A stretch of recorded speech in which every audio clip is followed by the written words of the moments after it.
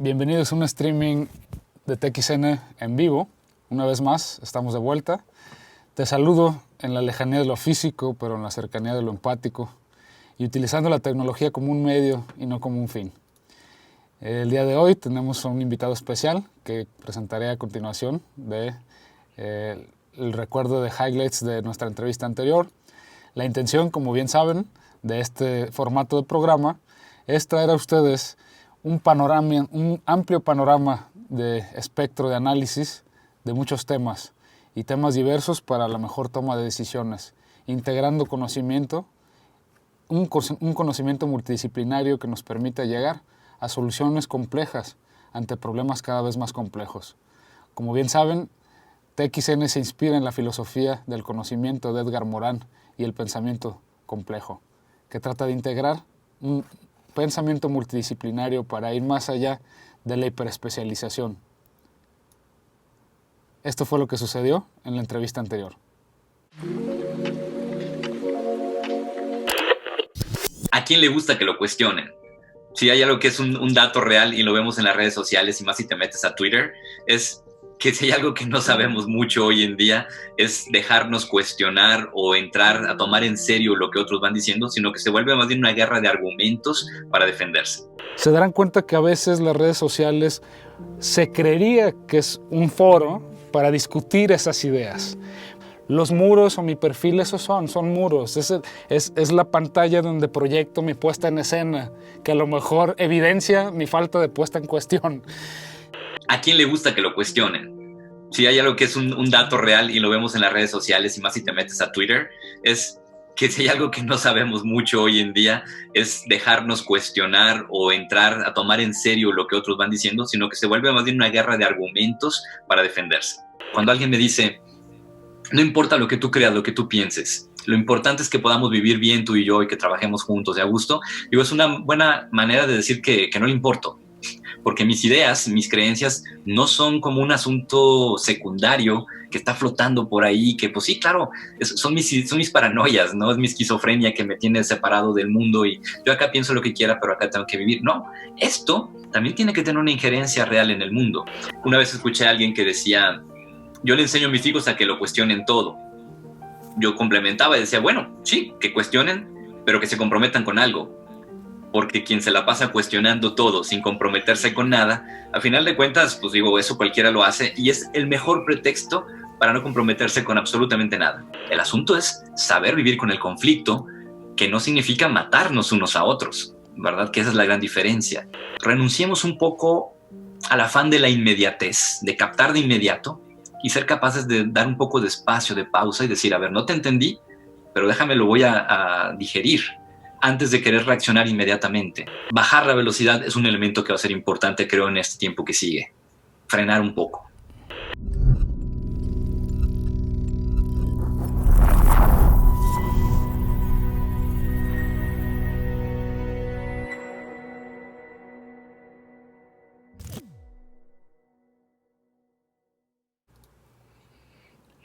Con la intención de traer a ustedes un poco más de luz y análisis respecto a la multidimensionalidad de esta realidad cambiante, traemos a expertos para entrevistarlos y pedirles sus consejos respecto de cómo afrontar la situación actual. El día de hoy tocaremos un tema muy importante en las organizaciones, que es el talento humano, sus recursos humanos, las personas, el recurso más valioso de las organizaciones que hacen el motor inmóvil de una empresa, de una organización. Y para ello hemos invitado a una persona experta en el tema, con más de 35 años de experiencia. Ella es Sandra Zuluaga, CEO de Bestim. Ha pertenecido a empresas con cargos directivos como AXA, Cinépolis, Ford Motors, Alico, Danca y SC Johnson. Tiene un MBA en la Universidad de los Andes en Colombia y una certificación por Singularity University en tecnologías disruptivas y exponenciales, y de la Universidad de Harvard en comités de compensación y evaluación para consejos de administración. Es presidenta del Instituto Mexicano de Mejores Prácticas Corporativas, capítulo Ciudad de México, y miembro de Women's President Organization. Sandra, es un gusto tenerte con nosotros. Un saludo. David, un gusto. Muchas gracias por la invitación. La verdad es que es un honor poder compartir la experiencia que tengo y más ahora en estos momentos donde podríamos ayudar a muchas compañías, ¿no? Efectivamente, Sandra, pues te agradecemos el tiempo y la disposición. Y bueno, al público que nos sintoniza, Sandra es la persona ideal para todo aquel equipo o consejo de administración que está buscando respuestas respecto a las decisiones en la estrategia a tomar en las arquitecturas humanas y en la gestión del talento, y sobre todo en este proceso que nos está poniendo a prueba, esta situación que no teníamos proyectada en ninguna de las empresas o las organizaciones, pero que tenemos que responder a ella. Sandra, a grandes rasgos, ¿cuál es tu lectura general como persona primero, como madre de familia, como empresaria, de esta situación que estamos viviendo y los retos a los que nos enfrentamos? Fíjate que yo creo que como todos nos enfrentamos a esto de un momento a otro y sin pensarlo. O sea, la verdad es que nos pasó, o sea, recuerdo que cuando nos empezaron a decir que iba a venir una pandemia, que era un tema muy delicado, la epidemia se nos estaba acercando, como que lo escuchábamos y empezamos a trabajar protocolos mínimos, digamos, de que el tapabocas, pensando que iba a ser algo parecido a lo que pasó en el 2009, ¿no? Y cuando ya lo empezamos a vivir, pues de verdad que empezamos a vivir un confinamiento donde nos volcamos a ver posibilidades, uno, de gestionar todo el tema de casa, ¿no? Donde no teníamos lugares de trabajo determinados en casa, ni nada preparado, ni tampoco la educación familiar de lo que significa trabajar en casa, aunque yo tenía algunas experiencias de trabajar en casa y hacer home office por el tipo de trabajo que tengo y por el tipo de responsabilidad que tenía. Entonces había algún día que hacía home office, pero esas prácticas de home office no eran realmente como la estamos viviendo hoy. Es decir, finalmente decía, sí, sí voy a tener juntas en casa, sí, sí voy a atender algunas conferencias en casa, pero al final del día no era toda tu agenda y todos los días teniendo esa junta, ¿no? Entonces, sí me di cuenta que teníamos que reorganizar el tema familiar, donde tuvimos que tomar responsabilidades específicas y claras todos, ¿no? Porque yo también tenía que ser productiva y no es un tema de que el uno o el otro, o sea, nadie va a aceptar ser 100% enfocado a hacer todas las labores de casa, ¿no? Bueno, en una familia como la mía, por ejemplo, ¿no? O sea, tengo un centennial, tengo a mi esposo y entonces como que todos nos repartimos las responsabilidades. Entonces lo empecé a vivir de una manera interesante. ¿Qué vi? Que sí me volqué demasiado al tema trabajar y al tema atender clientes. Y cuando me estaba dando cuenta como que estaba terminando demasiado cansada porque no tenía horarios específicos. Entonces, como que lo viví de una manera sin planeación y sin entenderlo y de manera intuitiva lo fui modulando hasta que hoy siento que ya tengo una vista más clara de lo que significa trabajar desde la casa, ¿no? Porque seguimos en el confinamiento, ¿eh, David? Sí, así es, Sandra. De hecho, pones a colación un punto importante y aprovecho ese punto de partida de comenzar desde la perspectiva individual y cómo esto se va complejizando en las demás capas hasta llegar a la organización. Entonces, justo siguiendo ese argumento, parecería que el espacio físico ahora en las casas es al mismo tiempo casa-habitación, es escuela o kinder para los que tenemos niños más pequeños, es oficina y es centro recreativo. Entonces, digamos que generar esta división de espacios y de tiempos y de atención es muy complejo, sobre todo porque no llevábamos una experiencia previa o una dinámica cotidiana de hacerlo. ¿A qué nos pudiera enfrentar esto tú como persona y cómo lo verías respecto de otros tipos de profesiones, por ejemplo? Mira, como persona creo que uno de los temas importantes es empezar a pensar cómo es la dinámica de la casa, y qué lugares vas a utilizar verdaderamente para trabajar y qué lugares van a ser de familia, ¿no? Y de que tengamos oportunidad, digamos, de ya convivir como familia, pero también de hacer algo de ejercicio y cosas así, ¿no? Y cuando voy a la parte familiar, me voy a un punto fundamental, por ejemplo, alimentación. La alimentación cobra un factor determinante, digamos, una importancia determinante. O sea, no puedo estar pidiendo todo el tiempo comida. No puedo estar, perdón, que se salió. No puedo estar todo el tiempo pidiendo comida por Uber Eats, ¿no? O por un delivery, ¿no? Entonces, y necesitamos tener un balance de alimentación adecuado porque justamente en el confinamiento es que nos damos cuenta que si nos llegara a dar a la enfermedad o llegáramos a ser contagiados, pues se potencializa con cualquier enfermedad que generalmente viene de la mala alimentación. Entonces, lo primero que tuvimos que empezar a coordinar es cómo tenemos una buena alimentación diaria, fresca, y empezar a ver cómo llegaba el mercado, ¿no? Entonces, todas esas tareas que antes se hacían, digamos, de una manera ya específica, digamos, nosotros teníamos un mecanismo semanal, nos tocó tomar la responsabilidad a mi esposo y a mí, ¿no? Entonces, eso fue de lo primero en lo personal. Y tener buena calidad de frutas y verduras en la casa para poder comer bien, ¿no? Sin, digamos, tener peligro de contagio, ¿no? Entonces, eso fue lo primero. Lo segundo fue empezar a poner lugares, porque sí, mi hijo está estudiando, ¿no? Y entonces está en sus clases de guitarra y hay momentos donde nos toca como concierto, ¿no? O sea, por más de que quieras, se escucha en toda la casa que él está entrenando la guitarra o el piano y bueno, eso. O el ejercicio. Entonces suenan las pesas allá que se les caen o cosas así. Entonces, todo eso tuvimos que empezar a modularlo para que tuviéramos mejor condición, digamos. Y ya podernos enfocar al tema del trabajo.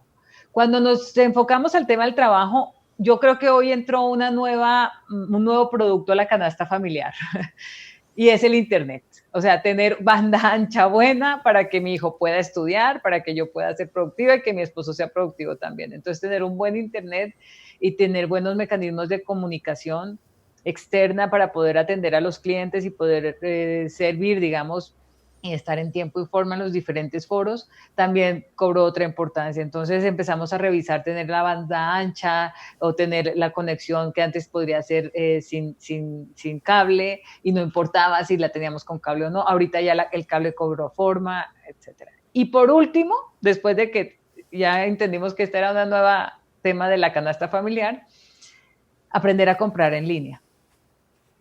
Y aprendimos a comprar en línea.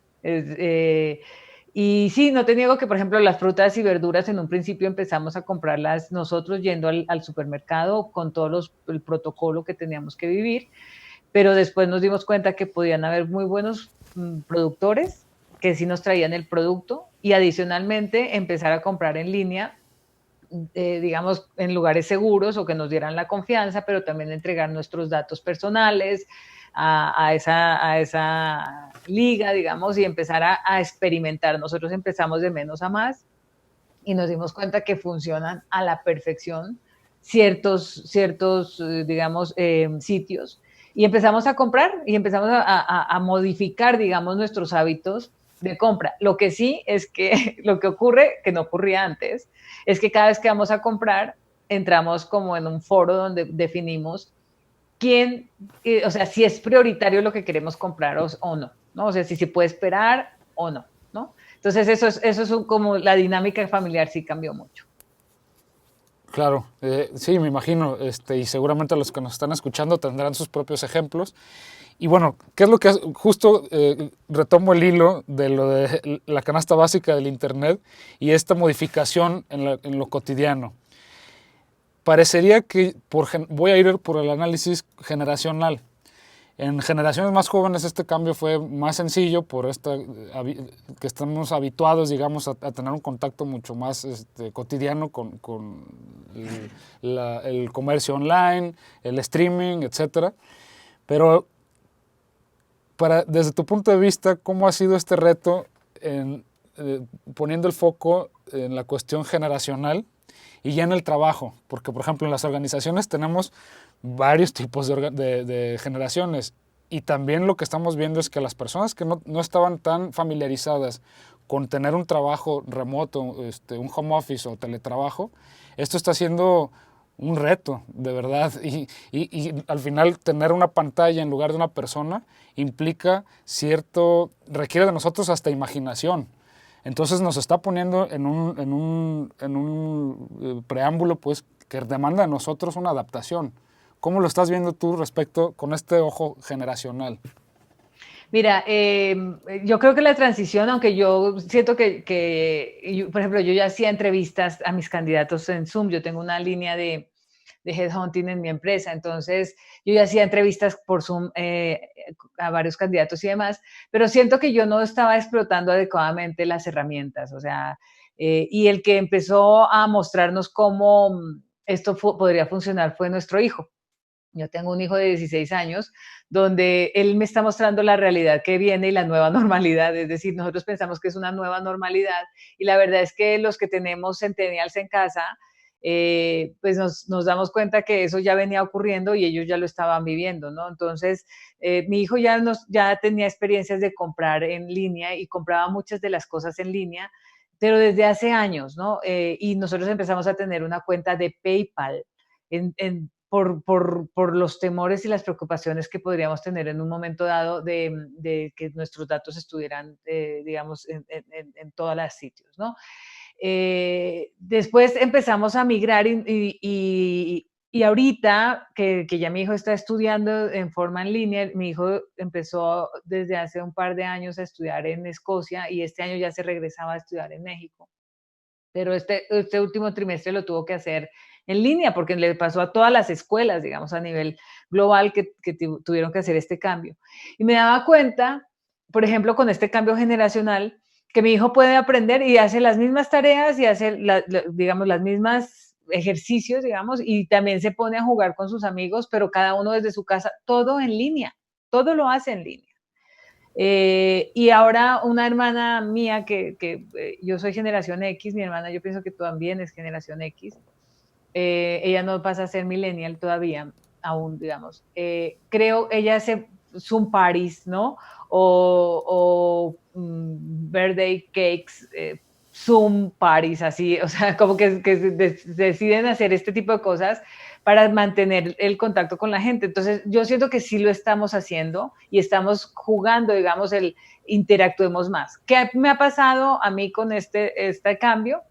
Es que yo he estado en contacto con personas que antes no estaban en contacto. Por ejemplo, hicimos una sesión con amigos de la escuela que nos graduamos de la prepa, digamos, y se conectó gente que estaba en Europa, en Asia, en Estados Unidos, en Colombia, en México, y bueno, en muchísimos países, gente que no nos reuníamos desde hace mucho tiempo, entonces lo hicimos, ¿no?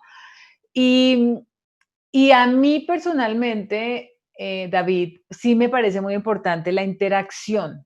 Sí, me parece muy importante el dinamizar los eventos. Entonces, lo que estoy haciendo como compromiso, digamos, en la comunidad es que desde que empezó todo esto, empezamos a hacer unas pláticas que damos todos los miércoles y son gratuitas, digamos, donde hablamos de liderazgo remoto, cómo ser productivos en casa, cómo hacer el cambio del home office, tips para mejorar, cuáles son las nuevas competencias que se requieren, todo esto. Pero lo que me daba cuenta es que la interacción es clave y entonces inicié dando unas pláticas incansables de hora y media, ¿no? Donde la gente no se me iba, pero al final del día no participaban. Como que a la tercera sesión ya empecé a pedirles interacción, a que me escribieran en el chat, a hacer ejercicios específicos y la gente empezó a responder, ¿no? O sea, no responde el 100%, pero eso es como en las sesiones presenciales, o sea, al final del día el 100% de la gente no responde, ni siquiera el 50%, generalmente es un 30% de la gente que siempre levanta la mano y participa y de pronto algunos menos activos, pero participan. Y lo mismo pasa en línea, ¿no? Y entonces empiezas a pedir, armar una comunidad o empiezas a pedir que te contesten la encuesta o de cómo vieron y que te califiquen, digamos. Y entonces ya empieza a haber más interacción y lo que sí es que conoces muchísima gente. O sea, te das cuenta que tienes que conocer a la gente, porque el talento está ahí, ¿no? O sea, la gente tiene interés, tiene avidez de aprender, sí tiene deseos, digamos, de conectarse, saber qué hacer digamos, con estos temas. Entonces, ¿qué me ha pasado, David? que con esto, ayer entrevisté a una candidata para una posición que tenemos y la candidata me decía, yo te sigo en LinkedIn y a través de todo esto ya me he dado cuenta que escribiste tu libro o sea, sabían muchas cosas, ¿no? Y ahora último, sé que estás dando pláticas, ¿no? Entonces, como que la gente te conoce más en redes y es más, digamos que puedes tener tus 15 minutos de fama, como tú decides hacerlo, pero siempre y cuando gestiones esto de manera adecuada. Sandra, justo en ese tema de liderazgo, el nuevo liderazgo o el liderazgo en línea que nos está enfrentando esta situación, vemos digamos, este paradigma en el que se encuentran los líderes de equipo o los empresarios o emprendedores para gestionar las tareas del equipo. Sí, y uno es dar un seguimiento que parta de la responsabilidad de un colaborador, no caer en el micromanagement, es decir, el seguimiento puntual de tareas, y al final tener en cuenta que la persona está habitando también, o sea, no solamente no está en su oficina, sino que está en su casa, que también es escuela, que también es oficina. ¿Cómo me pongo en el lugar de un directivo o de un líder de equipo? ¿Qué elementos tener en cuenta para poder tener un liderazgo positivo en este tiempo de confinamiento? Mira, estaba buscando una de las presentaciones que hice recientemente, pero te lo voy a decir un poco de memoria. Porque la verdad creo que en estos momentos uno de los temas claves y cada vez va a cobrar más fuerza es el tema de medir la productividad, ¿sí? Porque entre más a distancia trabajes, pues no es porque el trabajo se está haciendo y está saliendo, es que estás pagando de manera efectiva los salarios, digamos, ¿no? Entonces, uno de los temas que va a cobrar fuerza es cómo medimos la productividad como líderes, ¿no? Y la productividad no tiene que ver con que le escribas un WhatsApp a la persona y al minuto te responda o al segundo te responda, ¿no? Sino verdaderamente tiene que ver con que el trabajo quede hecho, ¿no? Y ahí mi pregunta a diversos líderes ha sido, y gente de recursos humanos también, ha sido, ¿cómo mides la productividad? Y entonces, ¿sabes qué me responden, David?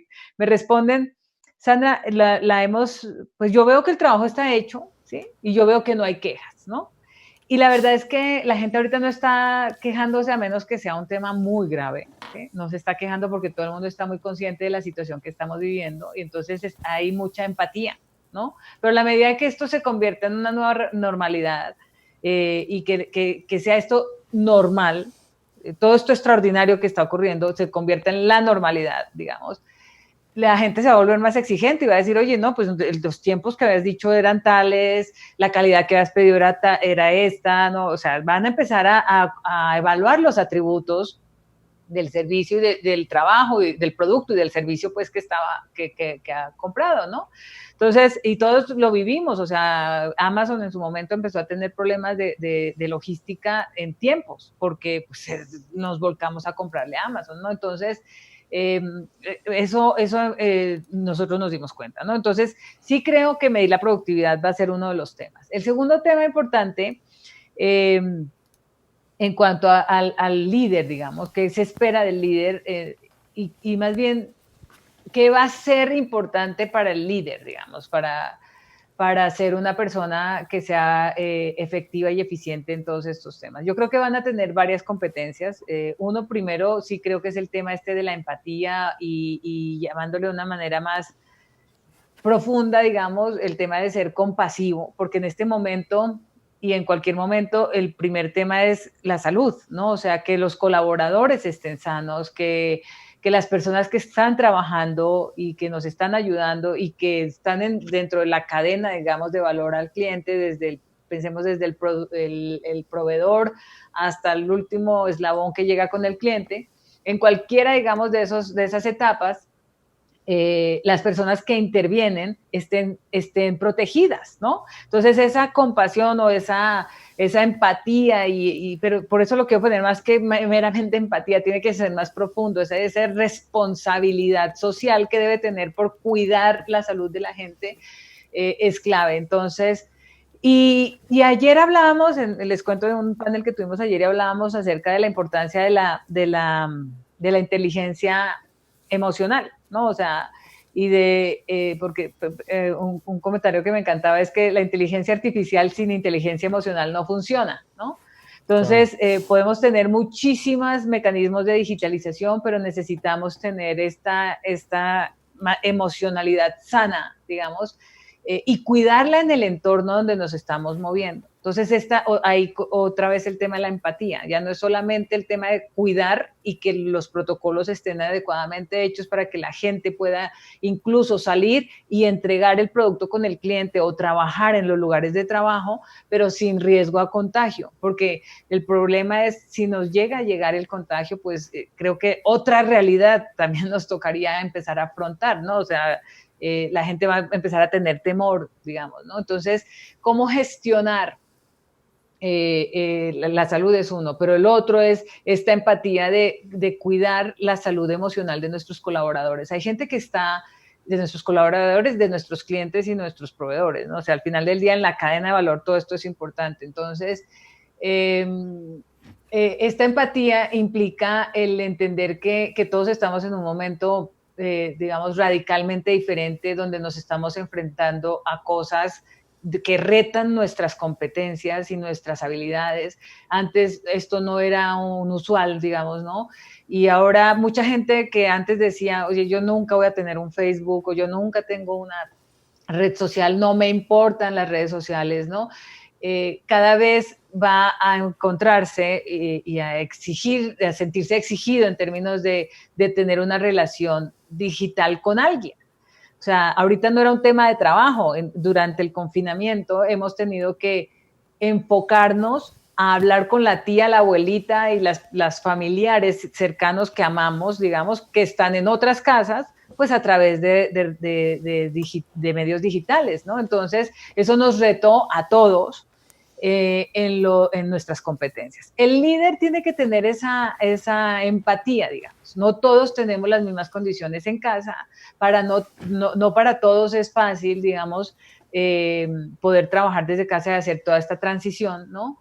Y entonces la empatía incluye incluso, yo les daba en algún momento una metodología para hacer pequeños grupos de trabajo, ¿no? Y no tener estos grupos enormes que puedes tener, o sea, un área específica puede tener 20 personas o 25, ¿no? Y con eso sale el estado de pérdidas y ganancias de la compañía, ¿no? En otra compañía, en otra empresa pueden tener el área de compras, donde pueden ser 5 o 10 personas, en otra puede ser el área de recursos humanos, depende del tipo de compañía, qué número de personas hay. Bueno, la recomendación es que para que el líder tenga esa sensibilidad, necesita equipos de trabajo o células de trabajo un poco más pequeñas o romper su grupo enorme en pequeñas células para poder tener esa cercanía y esa empatía, ¿no? Ya vienen otros temas importantes en el liderazgo que sí creo que los quiero mencionar porque es determinante, es decir, ser capaz de ser incluyente, porque en esta nueva era las habilidades son muy importantes, las habilidades digitales son importantes, la actitud digital es clave, y entonces vamos a tener equipos multidisciplinarios, personas desde cualquier otro lugar de trabajo, conectándose por redes, entonces ser capaz de incluir a la gente con habilidades diferentes y con capacidades o sí, habilidades diferentes en el equipo va a ser clave para que nos traiga, digamos, esa modernidad, ¿no? Y el optimismo es otro de los, digamos, competencias clave de un líder. Es decir, un líder que está continuamente quejándose o que está diciendo esto no va a mejorar o que nos va a ir muy mal o que o es muy escéptico y entonces está resaltando siempre solamente lo negativo de las cosas, etcétera, pues no va a incentivar mucho a un equipo que es remoto, que tiene mucha dificultad para tener la posibilidad de conocer más al líder, ¿no? Entonces, el optimismo y esa visión, digamos, de que las cosas van a ser mejor en el futuro es clave. Espero que estos son como los grandes temas que recuerdo, pero sí creo que las organizaciones van a tener que pensar, aquí tengo, bueno, por supuesto, habilidad estratégica y su deseo de desarrollo personal, digamos, de autodesarrollarse, de estarse manteniendo al día, etcétera. Entonces, creo que en esta época, la exigencia al líder va a ser más alta. La visión de los líderes va a ser más fuertemente vista, digamos, por todo el ecosistema organizacional, ¿no?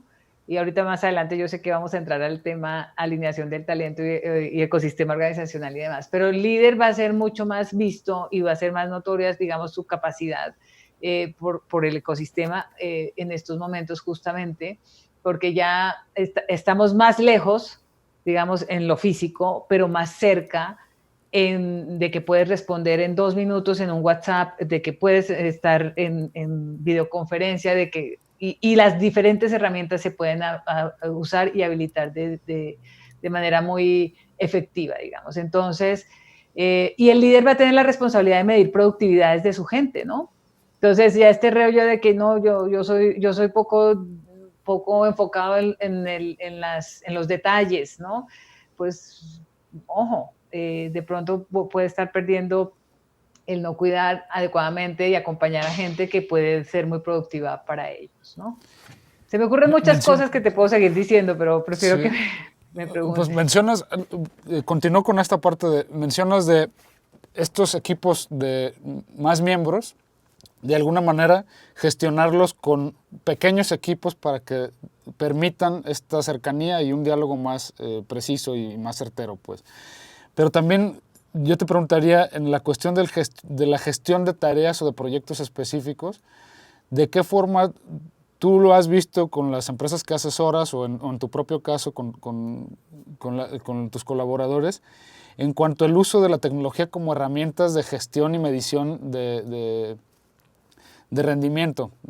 Por ejemplo, el otro día conversábamos en la primera entrevista con René Torres y hablábamos de herramientas de project management, por ejemplo, que te permiten ver el proceso de finalización de una tarea en específico o de un proyecto en general, dividido por milestones o por sprints.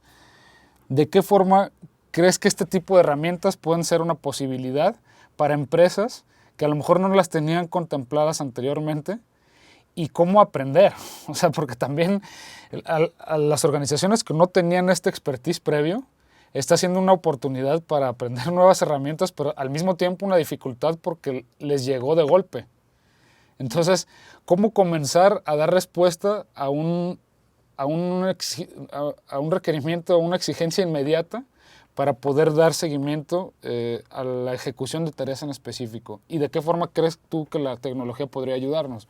¿O qué herramientas recomendarías? Mira, yo creo que o sea, no hay una sola solución para todo. O sea, para ponértelo como ejemplo, hablemos del home office. No, ni 100% home office, ni 100% oficina. O sea, creo que al final del día, como todo, va a tener que ser una gestión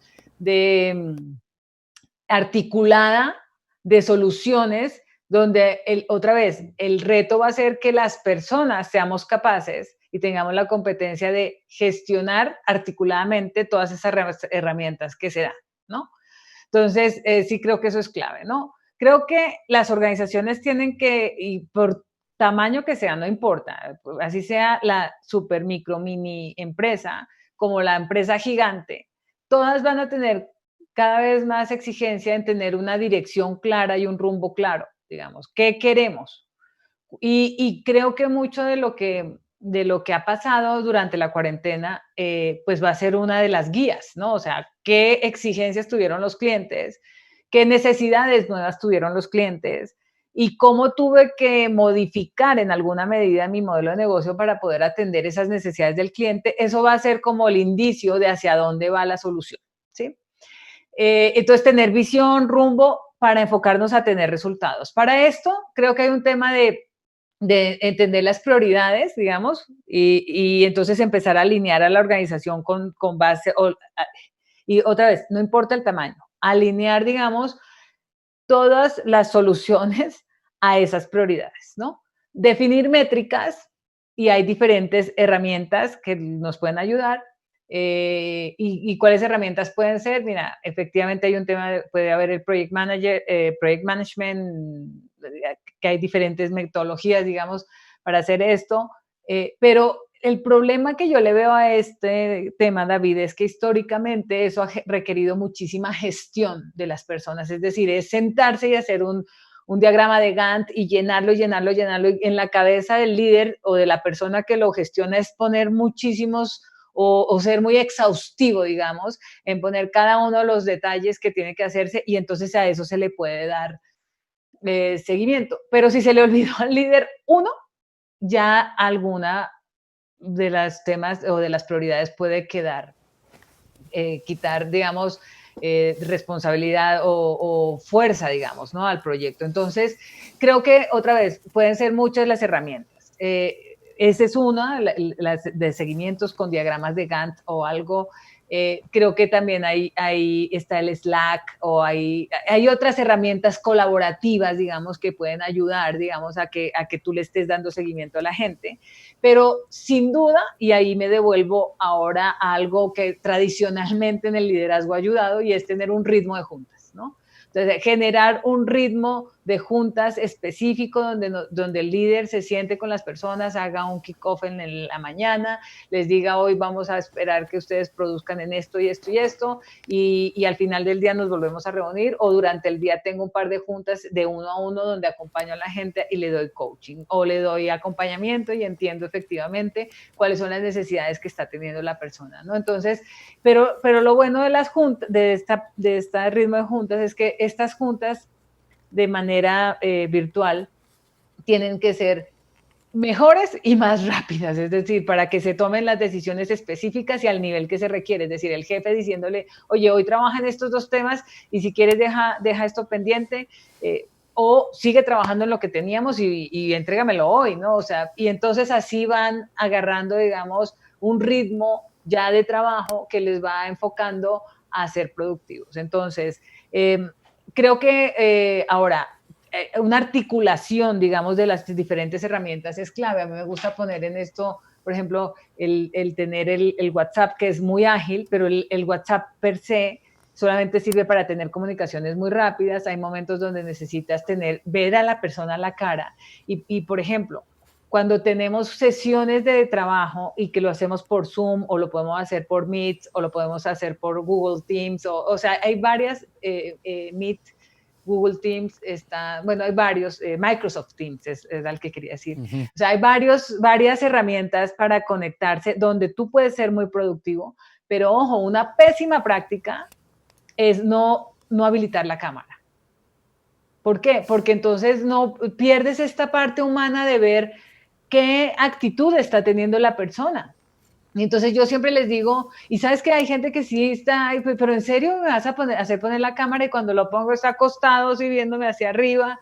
Y entonces, pues por supuesto que las actitudes son importantísimas, ¿no? Entonces, y hay varias herramientas de ser productivo que implican incluso un comportamiento específico. Por ejemplo, ser productivo implica, oye, no trabajes desde la cama. Es un básico que hoy, que no hablamos de ese, pero eso es un tip clave de ser productivo. Entonces, si tú no pones la cámara, la gente probablemente esté trabajando en la cama, ¿no? O esté súper empillamado y con el mechón todo, ¿no? O sea, no está listo para ponerse a trabajar, que no es una locura ni es por ridiculizar, pero realmente trabajar implica prepararse para tener un día productivo.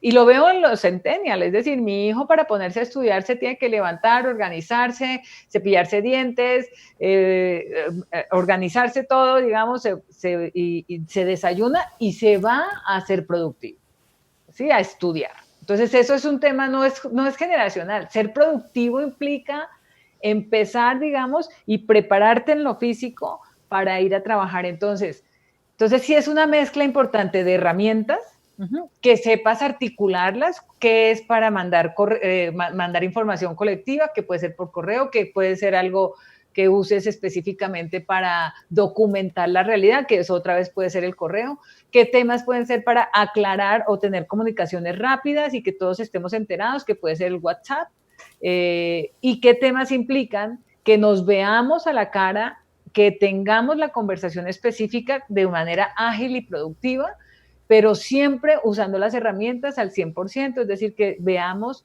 la cara de la gente y que usemos de diferentes tips. Sandra, hablando de la cuestión de la productividad, también nos encontramos varias, digamos, dos extremos o dos fronteras. Uno que vienes expuesto, que es el de el posible colaborador que está desde su cama, pero también hay un fenómeno que nos estamos encontrando entre muchos conocidos también y gente que lo comenta en redes, etcétera.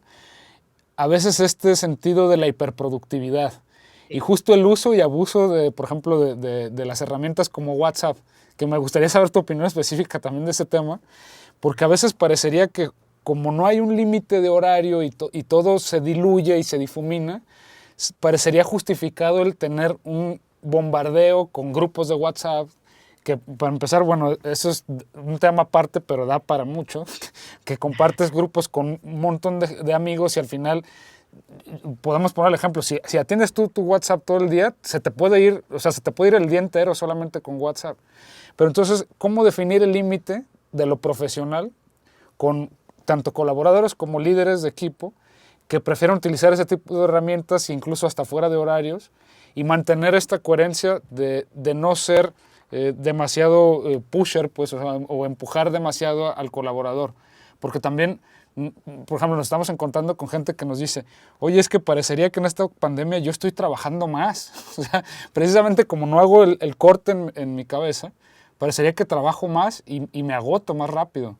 Entonces también cómo tener en cuenta estos espectros de fronteras o de digamos, límites de exageraciones, pues ni el que trabaja desde la cama, ni el que trabaja las 18 horas del día, ¿no?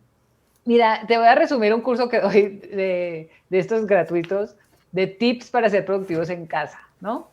Pero, sí. Y hay tips del líder remoto, ¿no? O sea, el líder que maneja de manera remota al equipo. Por eso te digo que la productividad es más importante ahora y medir a la gente por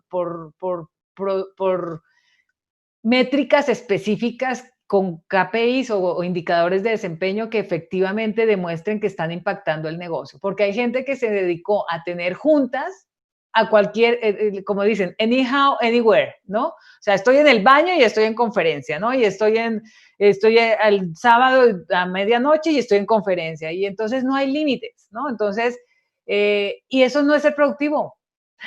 Eso no es ser productivo, David. O sea, y esta conversación la tenía con un empresario amigo que me decía, Sandra, su comentario era, es que no estoy ganando casi de dinero, pero estoy agotadísimo, porque me la paso en conferencias, en juntas, en eventos y todo eso, y hace cosas que le gustan mucho hacer, ¿sí? Pero que no le producen y que no le impactan el negocio, pero que no están creciendo, digamos, en la parte adecuada. Entonces, creo que esa claridad de prioridades, otra vez que les daba en el speech anterior, o en lo que les estaba diciendo anteriormente, o sea, hay que definirlas, entendiendo qué es valioso para el cliente y que sí me va a generar ingreso, ¿sí? Y que el cliente está valorando, y que si lo está valorando y yo no le estoy dando precio, pues tengo que darle precio, ¿sí? Y entonces que sepa que tiene un valor. Mira, por ejemplo, yo me empecé a dar cuenta que mis clientes estaban apreciando muchísimo el coaching mío, o sea, me llamaban, ¿y cómo lo estás haciendo? Y tú que eres consejera, ¿cómo estás haciendo en varias compañías esto? Entonces les encantaba llamarme a cualquier hora, ¿no? En cualquier momento y estar preguntando, ¿puedes hablar ahorita? Entonces empecé a darme cuenta que valoraban muchísimo mi consejo, ¿no? Pues entonces hay que ponerle un poco el precio a eso, o que eso genere, digamos, entonces un producto específico que podemos ofrecer. O sea, este es un ejemplo muy, digamos, rústico, digamos, de empezar a ver y a valorar las prioridades que está teniendo el cliente, ¿no? Pero bueno, sí creo que es clave determinar tiempos de trabajo. ¿Cuándo es mi fin de semana? ¿Cuándo es mi momento de descanso? ¿Cuál es mi momento de familia? ¿No? Y cuándo es mi momento, digamos, en que voy a ser productivo, ¿no? Porque les voy a decir una cosa, les voy a poner un ejemplo. ¿Quiénes están felices ahora con esto? Miren, ellos.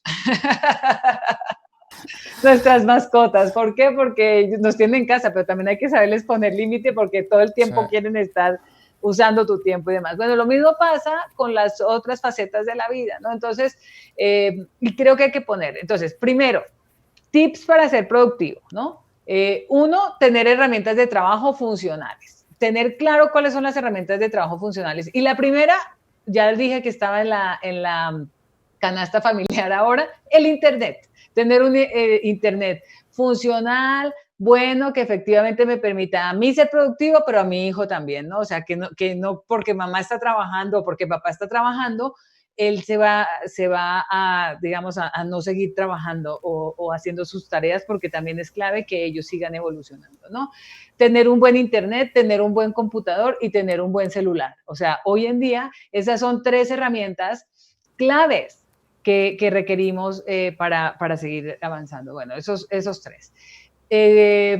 Otra tip, fijar una rutina y un horario de trabajo, ¿sí? Entonces, y cuando fijas esa rutina es a qué hora empieza mi trabajo y a qué horas finaliza. Habrán días que dices, hoy acepté un panel después de las 7 de la noche, que es mi horario de trabajo, lo acepté a las 9, pero es un día excepcional, ¿no?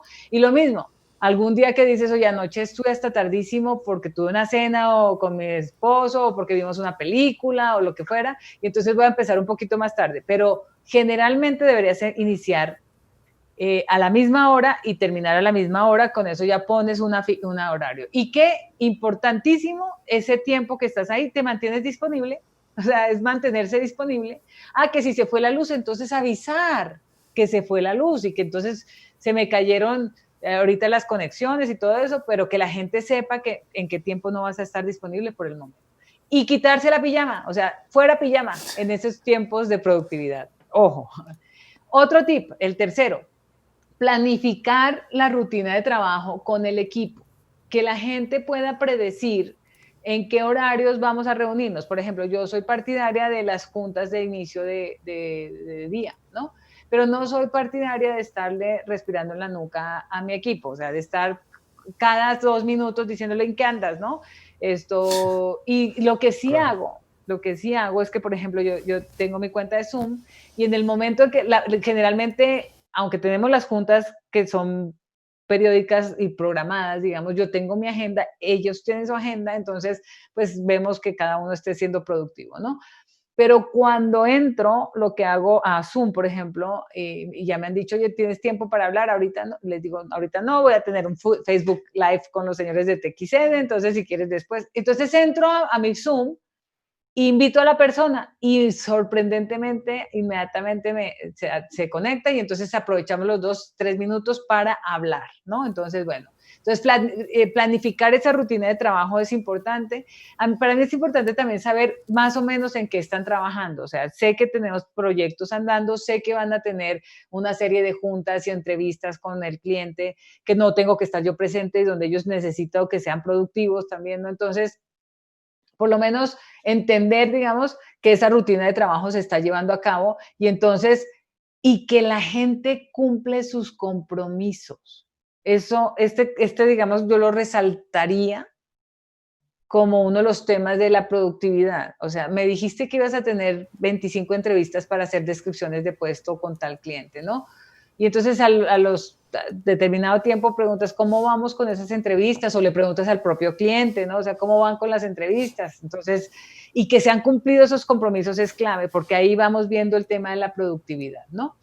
El cuarto tip es reservar un espacio de trabajo en la casa. Es decir, si yo voy a trabajar en la cocina, olvídate, va a ser terrible el ruido, que todo el mundo está pasando, que pasa todo en la cocina, ¿no? Entonces, tener un lugar de trabajo donde tú puedas estar sin interrupciones, que te puedas enfocar, que puedas dedicarle tiempo, ¿no? Y que sepas, digamos, que vas a ser productivo desde ahí. Entonces, y que tenga luz, por ejemplo, ¿no? O sea, que sea ergonómicamente viable, digamos, para trabajar, ¿no? Esto, que tenga luz, eso emocionalmente da más, digamos, positivismo, tener luz natural, ojalá, ¿no? Entonces, al lado de una ventana, que tengas una buena silla, digamos, que tengas un lugar, un escritorio o una mesa de trabajo, digamos, que te permita tener tu espacio, que tú digas, aquí tengo mis papeles y mis cosas, ¿no? y al final del día te ayuda para ser productivo, ¿no? Evitar las distracciones es clave, digamos, entonces para eso el lugar de trabajo es importante, pero también la disciplina.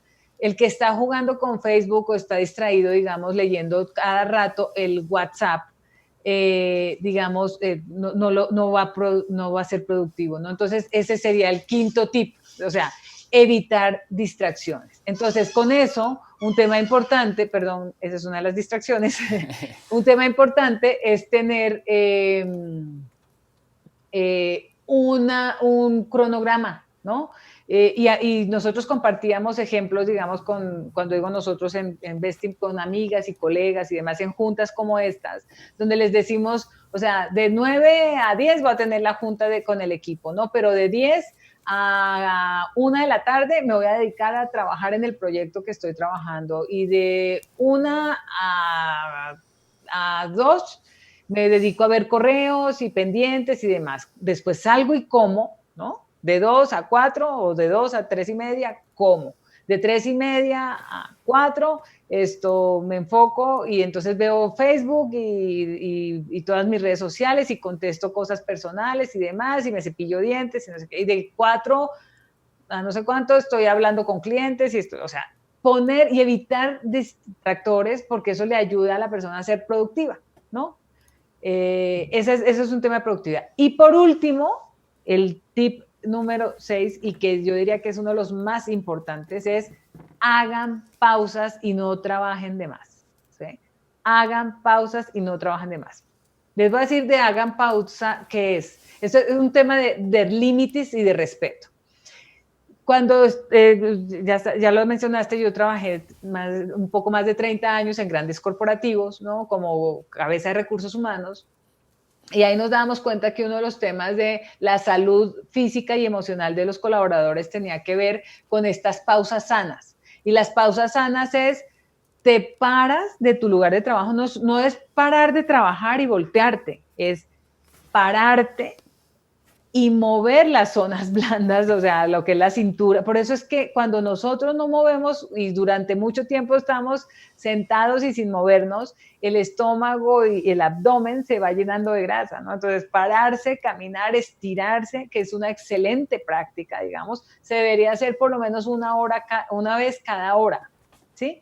Entonces, eso es un tema de hacer pausas, ¿no?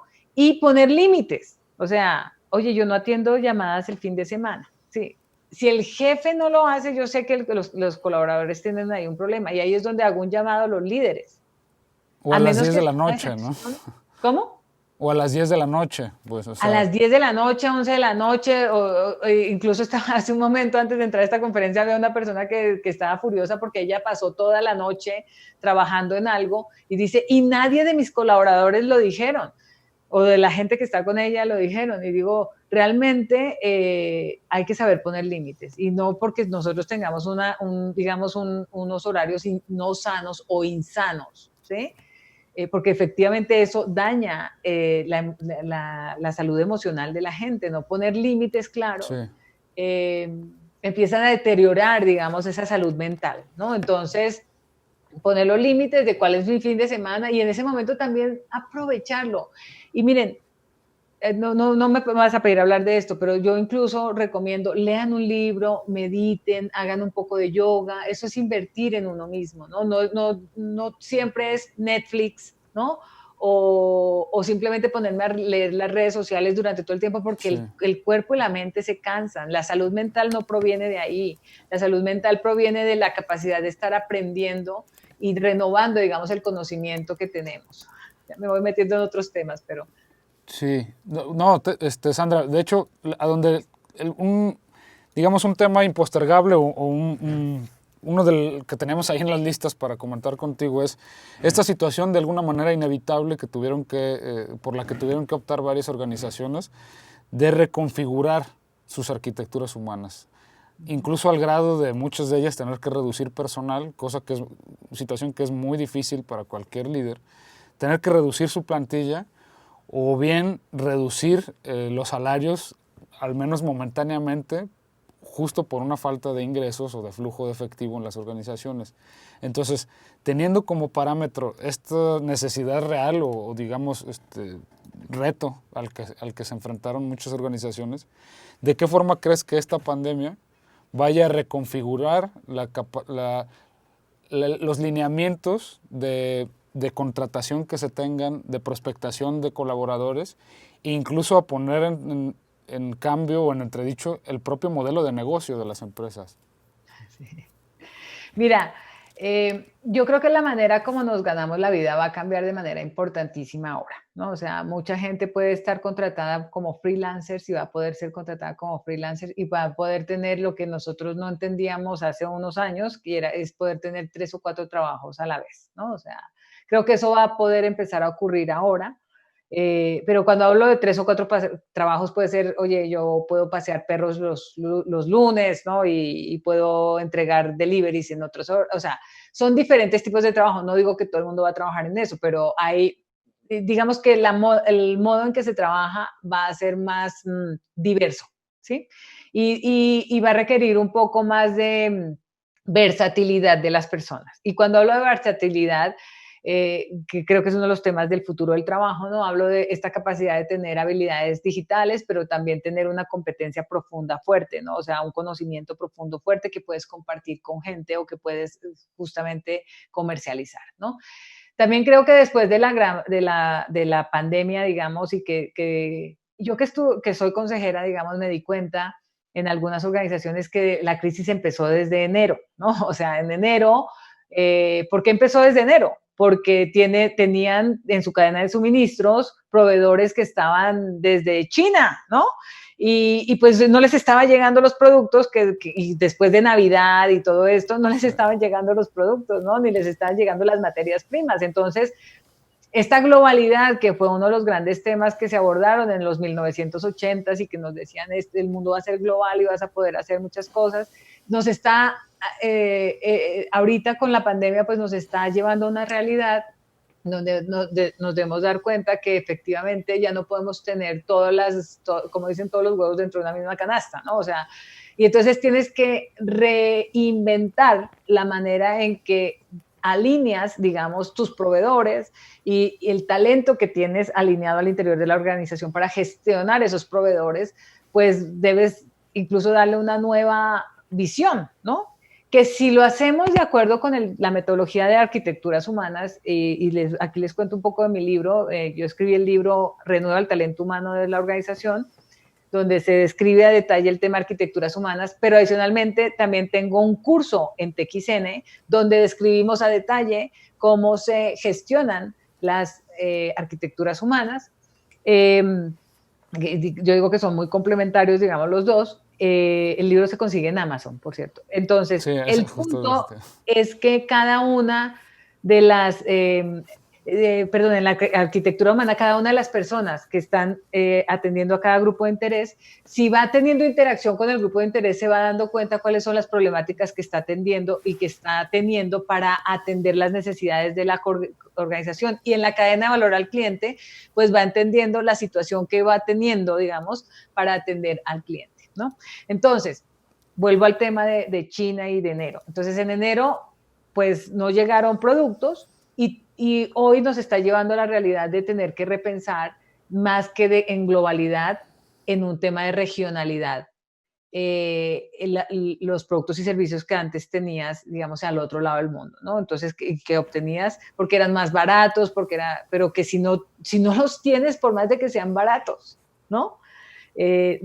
O ahorita con el tema del tipo de cambio y todo lo que está ocurriendo, claro, China ya está revisando su propia moneda, pero en conjunto con la Unión Soviética, bueno, hay mil cosas allá. Pero al final del día, muchas cosas se están repensando. Y entonces yo pienso que todo eso nos genera una nueva realidad y unas nuevas oportunidades acá de todos los productores que teníamos que compraban en China, que muy probablemente pueden tener una segunda, tercera e incluso primera opción, ¿sí? De empezar a comprar de manera local o regional. Entonces, más cercano, ¿no? Entonces, eso nos obliga a pensar un nuevo modelo de negocio, ¿sí? Uno, en la producción y desde la compra de materias primas, y otro en la entrega al cliente. ¿Qué temas están pidiendo los clientes? Mira, yo también tuve que ver desde los consejos empresas que decían, organizaciones que decían, oye, es que no hemos logrado que el cliente responda a este cambio en el e-commerce, ¿sí? O que nos compre ahora más en línea, ¿sí? Entonces, y no lograban que les compraran más en línea, ¿no?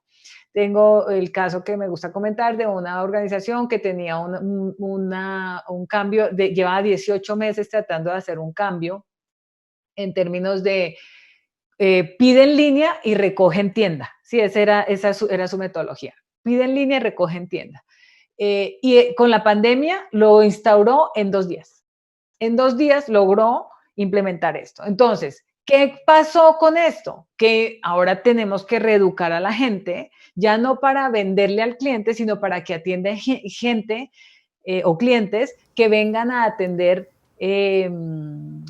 o vengan a recoger el producto y quizás tengan dudas muy específicas, ¿no?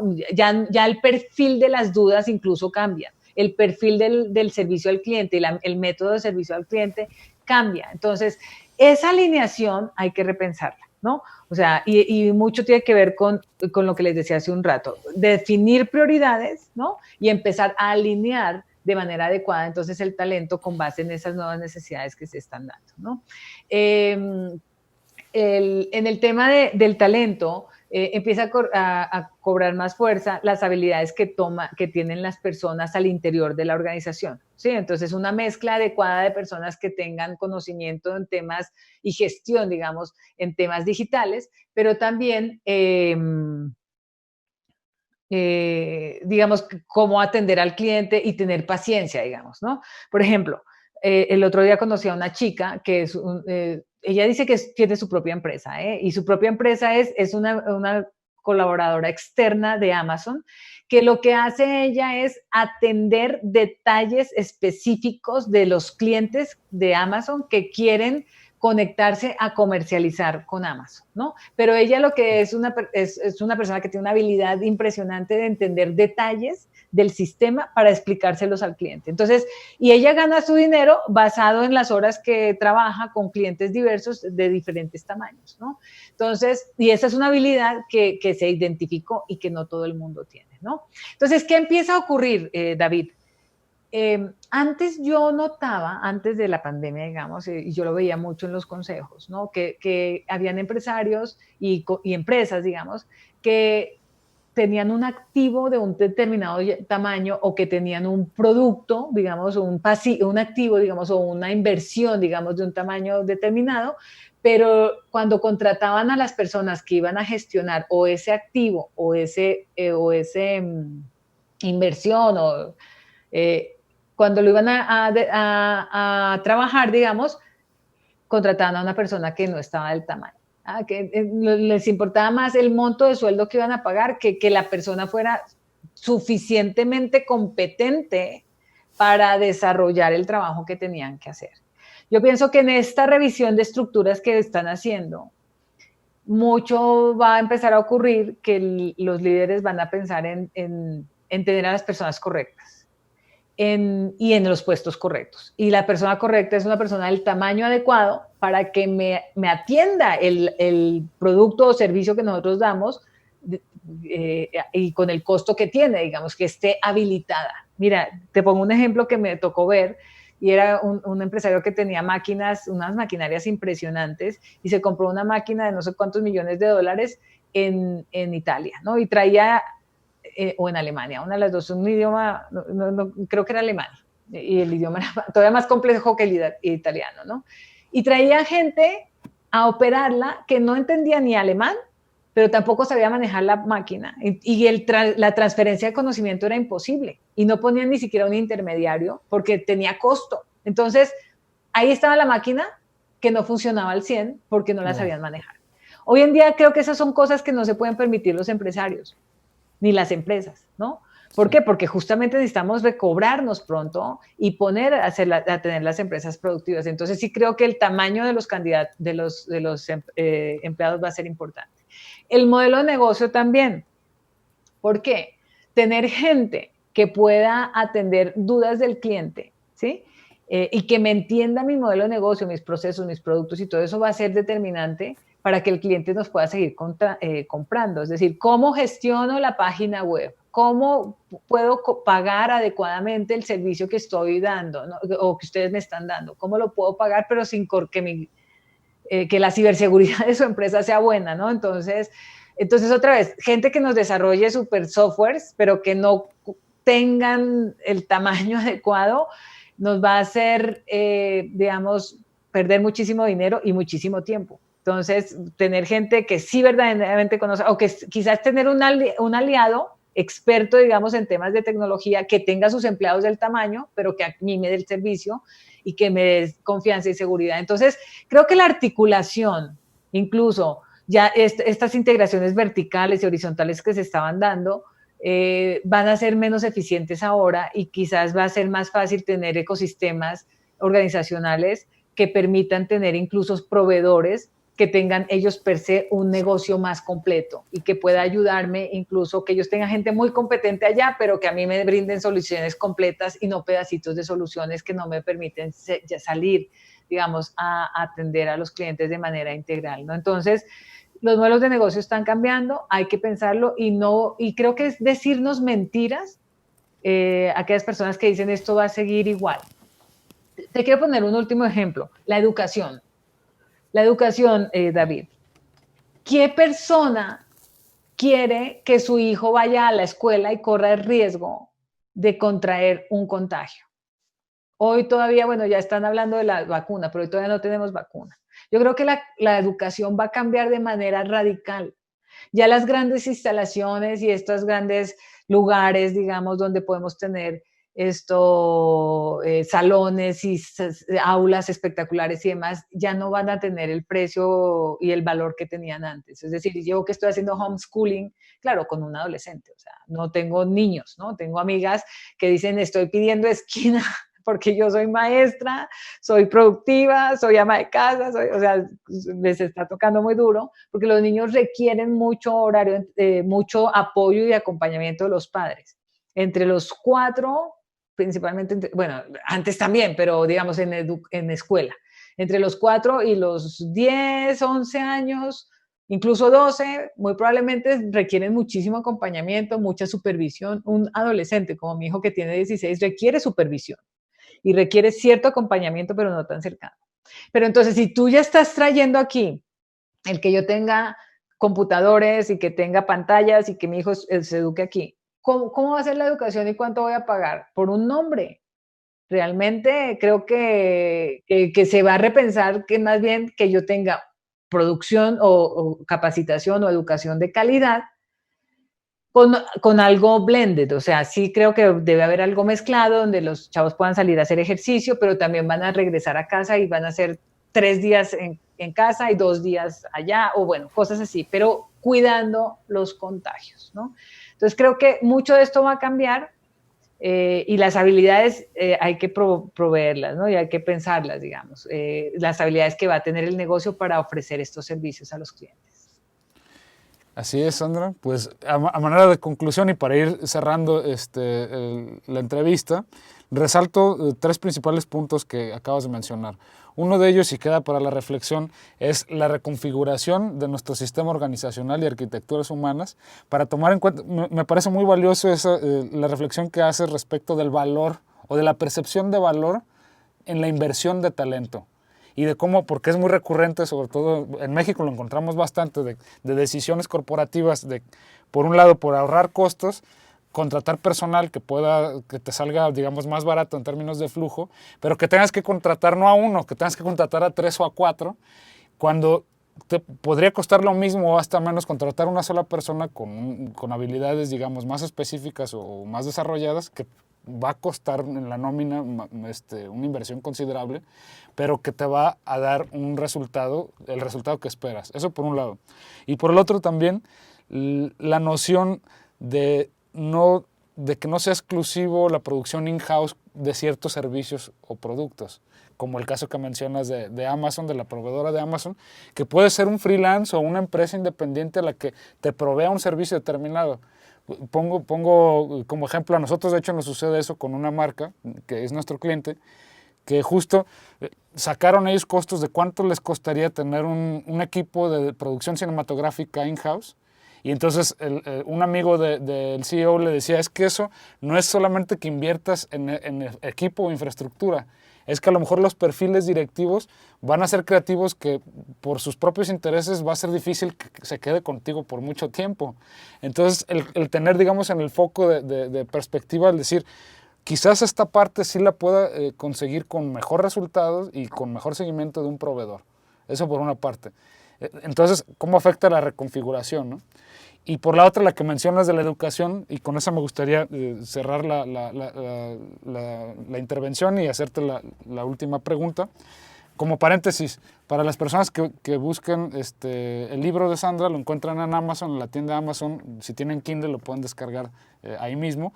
Lo busquen como Renueva el talento de tu empresa o Sandra Zuluaga. Y para los que quieran tener acceso a su curso, en nuestra plataforma, que aparecerá el link, podrán encontrarlo para complementar lo que encuentran en el libro. Y entonces, por último, justo en la educación. Y ya hablas pues de este impacto en la educación no solo universitarios, preparatorianos, de secundaria, pero también pongo aquí a colación, a propósito de TXN y de diversas plataformas, como posibilidad de la educación continua en las empresas o las inducciones de las compañías. ¿De qué forma esto podría cambiar o acelerar procesos o hacerlos más rentables, digamos, y más efectivos, estandarizarlos como parte integral del proceso corporativo de una empresa? ¿Y cuál sería tu recomendación respecto de esto, a tomarlo en consideración para los líderes y empresarios? Mira, sí creo que el tema de educación dentro de las empresas ha venido cambiando desde hace varios años. El tema es que no todas las empresas han migrado, digamos, a este nuevo modelo, porque decimos que la gente no está capacitada para aprender en línea. Y les voy a decir una cosa, el que no aprende en línea no aprende tampoco en presencial, digamos, ¿no? Entonces creo que lo más importante es verdaderamente tener un método específico de certificación del conocimiento, ¿no? Más que muchísima información, digamos, en la que se pueda capacitar. Entonces, bueno, el método es clave. Creo que debe haber una articulación importante entre lo que es conocimiento técnico específico de temas, digamos, claves que debe tener la gente con microlearning, o sea, con herramientas, digamos, que permiten tener cápsulas de conocimiento donde la gente pueda enriquecer su conocimiento técnico. Y eso es algo que adentro de las empresas no lo van a conseguir.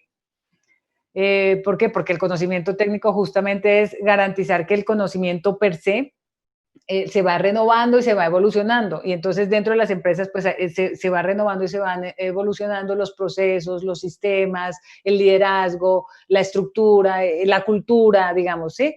Pero el conocimiento técnico generalmente ya viene de algo incluso prediseñado, digamos, a nivel social y a nivel global, digamos. Entonces, y hablo de esto, la competencia que puede tener una persona en temas de contabilidad o en temas de gestión y trabajo del Excel o en temas de recursos humanos, ¿no? Entonces, estos son temas técnicos que deben venir de fuera. La otra articulación es ya el conocimiento propio de lo que es la organización. Por ejemplo, los procesos.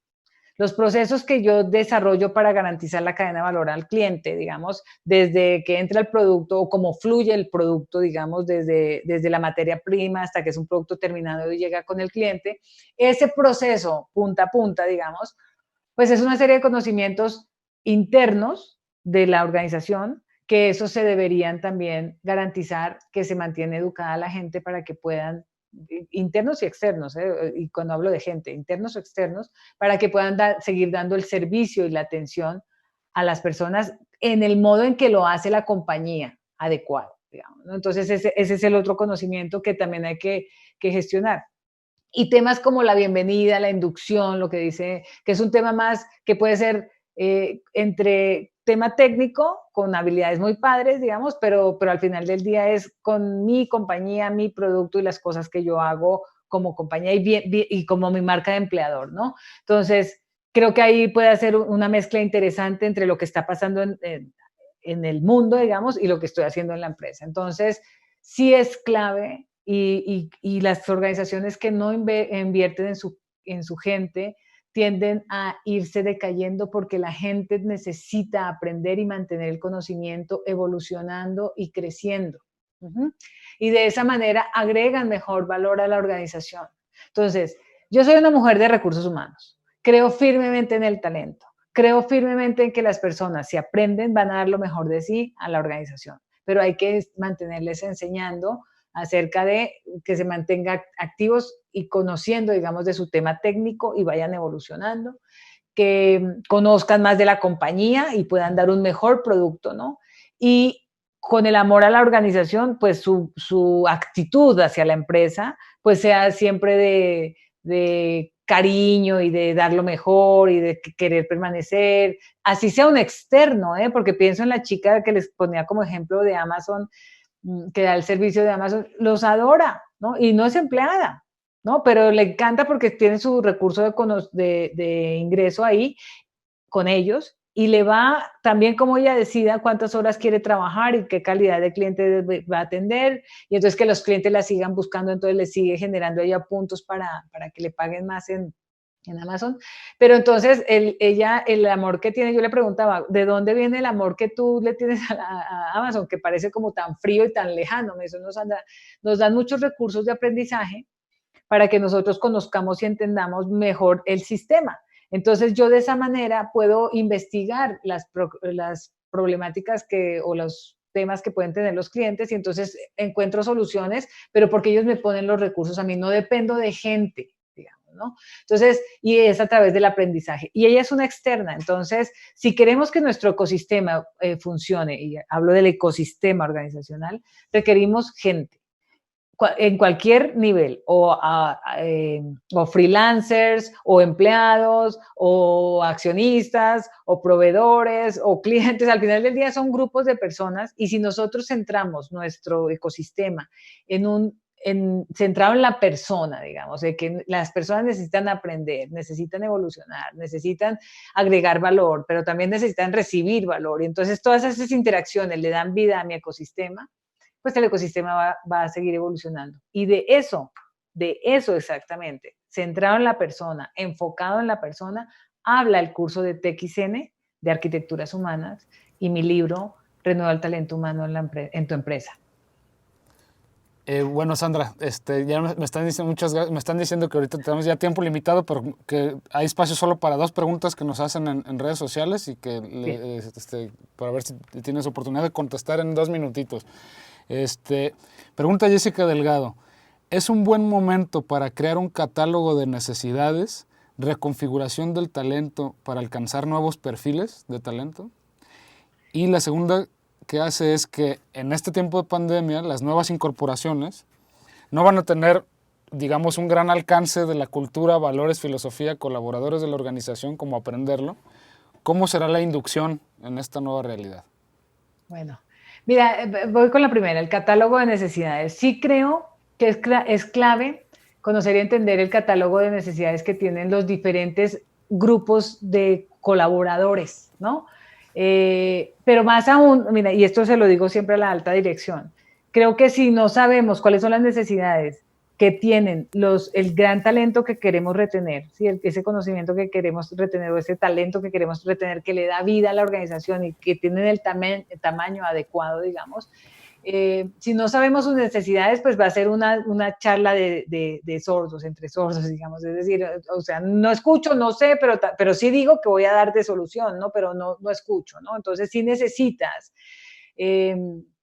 tener una conversación un poco más fluida, digamos, y entonces para esto la gestión de las arquitecturas humanas es clave porque es por poblaciones de colaboradores entendiendo sus perfiles, sus necesidades y hacen tu catálogo de necesidades a solucionar. Y esos son el famoso pain points, ¿no? O sea, los puntos de dolor que pueden tener, hay que solucionarlos. Pero no solamente los de dolor, también los de gozo, porque los de gozo hay que mantenerlos, ¿no? Entonces, bueno, entonces sí, es necesario tener un catálogo de necesidades. Y en el tema de atracción de personal y tener, mire, en el tema de atracción de personal, yo tengo ahí, esto es uno de los temas que más va a cambiar. Les voy a contar, yo tengo mi robot de reclutamiento que les ofrecemos a toda la comunidad y es básicamente hecho para pymes, ¿no?